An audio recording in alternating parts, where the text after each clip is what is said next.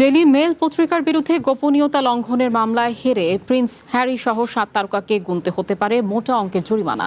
মামলায় হেরে গিয়ে প্রতিপক্ষের আইনি খরচ বাবদ তাদের 34.5 মিলিয়ন পাউন্ড পর্যন্ত বিল পরিশোধ করতে হচ্ছে। শুক্রবার এই রায় দিয়েছে ব্রিটেনের হাইকোর্ট। ডেইলি মেইলের বিরুদ্ধে গোপনীয়তা লঙ্ঘন করা সংক্রান্ত একটি মামলায় মোটা অঙ্কের জরিমানার মুখে পড়েছেন প্রিন্স হ্যারি সহ 7 তারকা।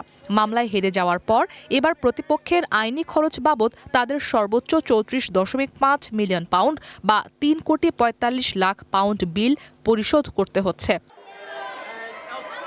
শুক্রবার এই মামলায় আইনি ব্যয় নিয়ে ব্যতিক্রমী এই আদেশ দেন ব্রিটেনের হাইকোর্টের একজন বিচারপতি। মামলার 7 বাদীর মধ্যে এলটন জন ও লিজ হার্লিও রয়েছেন। তাদের আগামী শুক্রবারের মধ্যে প্রাথমিকভাবে ডেইলি মেইলের প্রকাশনা প্রতিষ্ঠান অ্যাসোসিয়েটেড নিউজ পেপারস লিমিটেড ANL-কে 95,40,000 পাউন্ড পরিশোধ করতে হবে।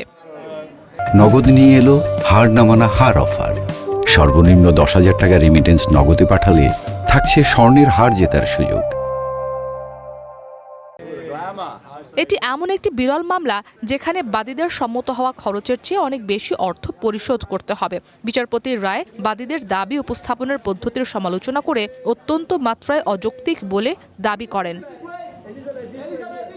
গত 7 জুলাই বিচারপতি নিকলিন ডেইলি মেইলের বিরুদ্ধে অবৈধভাবে তথ্য সংগ্রহের অভিযোগ সংক্রান্ত বাদীদের দাবিগুলো খারিজ করে দেন। অ্যাসোসিয়েটেড নিউজ পেপারস লিমিটেড অবশ্য এসব অভিযোগ আগেই অস্বীকার করে।